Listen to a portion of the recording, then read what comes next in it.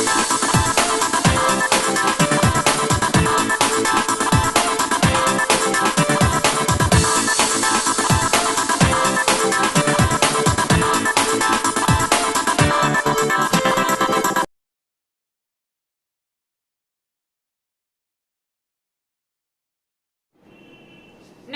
संगम news के इस bulletin में आपका स्वागत है। आज की अहम खबरों के साथ मैं हूं निशा। चलते हैं आज की खबरों के सफर में। यूपी के बलिया में एक सरकारी स्कूल के एक शिक्षक की बड़ी लापरवाही सामने आई है। यहां एक बच्चे को स्कूल के कमरे में ही बंद कर शिक्षक घर चले गए। घंटों बाद भी जब बच्चा घर नहीं पहुंचा तो परिवार वाले खोजबीन में जुट गए।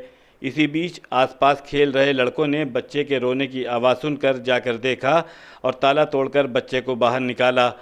शिक्षकों की इस लापरवाही से परिजनों और गांव वालों में नाराज़गी है तथा उन्होंने कार्रवाई की मांग की है। सुखपुरा गांव के बाबा का पोखरा निवासी रमेश राजभर का पुत्र आदित्य प्राथमिक विद्यालय सुखपुरा नंबर 1 में कक्षा 1 का छात्र है। गुरुवार को करीब 7:30 बजे वो घर से स्कूल पहुंचा। दोपहर में मिड डे मील खाने के बाद दोबारा पढ़ाई शुरू हुई तथा दोपहर 12:30 बजे बच्चों की छुट्टी हो गई। 1:30 बजे शिक्षक भी स्कूल के कमरों में ताला बंद करके घर चले गए। बताया जाता है कि शाम करीब 3 बजे तक जब आदित्य घर नहीं पहुंचा तो परिजन खोजबीन करने लगे। पोखरा, तालाब आदि जगहों पर खाक छानने के बाद भी बालक का सुराग नहीं लग सका। शाम करीब 4 बजे गांव घर के लोग स्कूल पहुंचे और खिड़की के अंदर झांक कर देखा तो बेंच पर बच्चे का पैर नज़र आया। आवाज़ देकर लोगों ने उसे जगाने का प्रयास किया लेकिन सफलता नहीं मिली। लोग ताले को ईंट से तोड़कर अंदर पहुंचे और आदित्य को बाहर निकाला। कुछ लोगों ने इसका वीडियो बनाकर सोशल मीडिया पर वायरल कर दिया। बात जब ऊपर तक पहुंची तो रात में ही बांसडीह से हेडमास्टर उर्मिला देवी पहुंची और रजिस्टर से नाम, पता व मोबाइल नंबर बच्चे का लेकर घर पहुंची तथा खेद जताया। इस संबंध में खंड शिक्षाधिकारी बेरुआर बारी हिमांशु मिश्र का कहना है कि वो ये घोर लापरवाही है जिसकी जांच करने का निर्देश बीएसए ने दिया है। रिपोर्ट अफसरों को भेजी जाएगी जिसके आधार पर आगे की कार्रवाई की जाएगी। एक वीडियो हम लोग के पास मिला है जिसमें दिखाया जा रहा है कि एक बच्चा कमरे में बंद हो गया है और ताला तोड़ के उसको निकाला जा रहा है। क्या मामला है? जी सर, मामला ये है कि हम लोग 12:30 बजे बच्चे को छोड़ते हैं और देखते हैं रूम में, लेकिन अब ऐसे ही बच्चा सो गया था ब्रेंच के अंदर सो गया था, नहीं दिखाई दिया और हम लोग ताला बंद करके 1:30 बजे हम लोग यहाँ से गए। जी 12:30 बजे बच्चों को छुट्टी करते हैं हम लोग और 1 घंटा रहते हैं, फिर 1:30 बजे जाते हैं जी। अब उसे अंदर थोड़ा सा मान लीजिए जो भी कमी हुई उससे हो गई। फिर क्या हुआ? कैसे लड़का पता चला कि इसमें है, बाहर आया? अब उनके पिताजी चाहे मम्मी जो भी खोजने आए थे, हम थोड़ा क्योंकि दूसरे गांव के हैं तो हमको 4 बजे 4:15 बजे हमको खबर मिली। फिर हम यहाँ आए, पता किए तो किसी को मालूम नहीं था कि कहाँ के बच्चे हैं, दूर दूर के बच्चे आते हैं। फिर इसके बाद बाद में हमको वीडियो वायरल हुआ था तो हमारे यहाँ एक टीचर है वो भेजी कि नहीं यही बच्चा है। बच्चा देख कर हम पहचान गए, 10-15 दिन का उसका नाम लिखे थे। फिर उसको पता लगा, उसका नंबर आए स्कूल पे रात में और फिर उसका मोबाइल नंबर लिए, फोटो लिए और गए उसके दरवाजे पर, वहाँ चौराहे पर, उस चौराहे से आगे उसका घर है, वहाँ गए, उनके माता पिता से मिले, बातचीत किए। यहाँ लड़का बाहर कैसे निकला है वो मैं जानना चाह रहा हूँ। अब बाहर निकले सर, यहाँ के जो मम्मी पापा जो आए थे तो गांव वाले आए, फिर वो उनका पैर, बच्चे का पैर दिखाई दिया। ऐसे नहीं मालूम हुआ, जैसे झाँक झुक कर रहे थे, पैर जब मालूम ताला तोड़ा गया, ताला तोड़ते हुए दिखाई दे रहा है। तो वहाँ बच्चे जब दिखाई दिए तो अब गांव वाले मिल करके बाउंड्री फान करके ताला तोड़े हैं। अब उसके बाद सर बच्चे को निकाला गया। हाँ, बच्चे को निकाला गया। अभी बच्चा स्कूल आया है क्या? नहीं, बच्चा स्कूल नहीं आया सर। अभी सुबह भी हम उसके घर गए थे उसको देखने के लिए। क्या स्थिति है? क्या ठीक है सर, कोई बात नहीं। आज स्कूल क्यों नहीं आया? सर उसके मम्मी को बोले कि भेजिए, उसकी बहन आई है और नहीं आया है। और कल एक वीडियो वायरल हुआ था, विद्यालय बंद होने के पश्चात एक बच्चा डेस्क में सोया हुआ पाया गया था और प्रधानाध्यापक द्वारा विद्यालय बंद कर दिया गया था। तो ग्रामीणों द्वारा देखा गया और ताले को तोड़ के बच्चे को बाहर निकाला गया। इसके संबंध में आज स्थलीय निरीक्षण कर लिया गया है और उच्चाधिकारी को जो विभागीय नियम संगत होगा अवश्य करेंगे। धन्यवाद। महंगाई के असर ने बकरीद की रौनक फीकी कर दी है। शहर के करेली इलाके में बकरीद के समय लगने वाले सबसे बड़ी बकर मंडी में इस बार सन्नाटा पसरा है। बकरों की महंगी कीमत की वजह से लोग इस बार मन मुताबिक बकरे नहीं खरीद रहे हैं। लोगों का कहना है कि कोरोना की वजह से पहले ही लोगों की आमदनी कम हो चुकी है।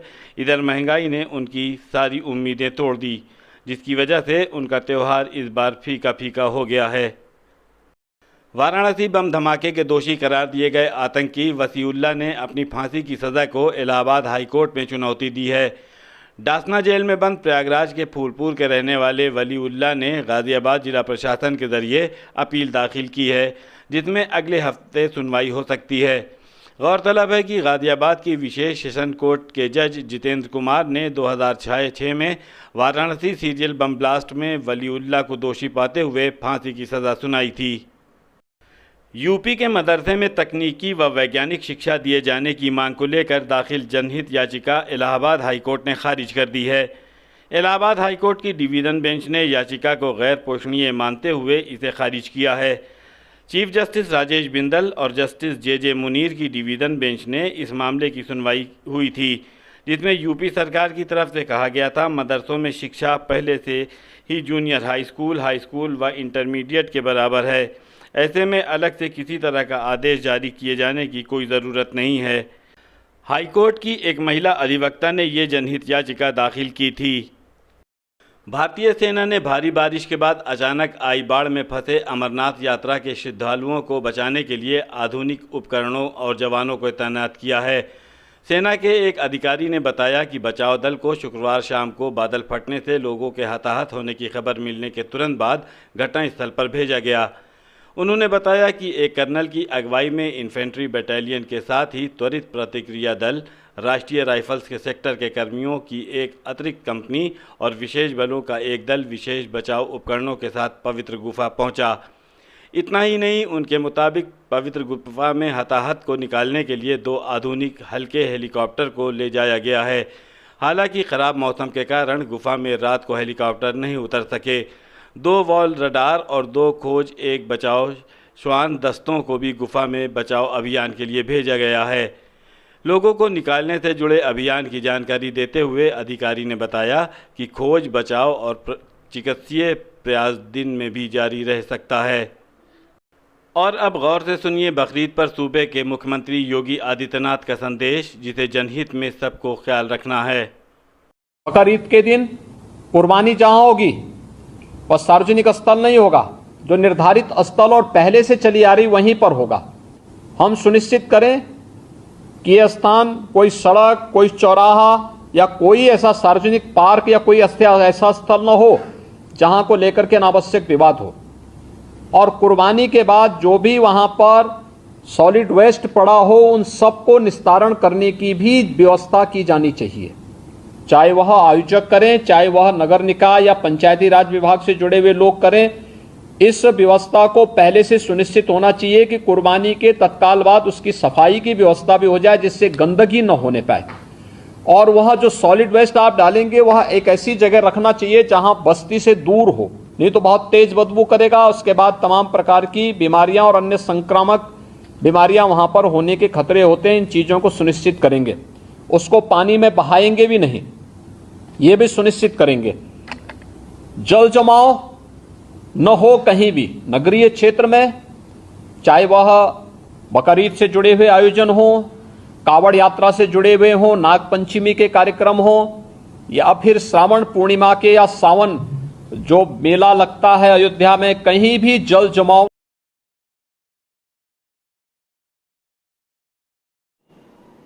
खबरों का सिलसिला यूं ही जारी रहेगा। आप हमारे YouTube चैनल को लाइक कीजिए, सब्सक्राइब कीजिए और शेयर कीजिए, और आप देखते रहिए संगम न्यूज। नमस्कार।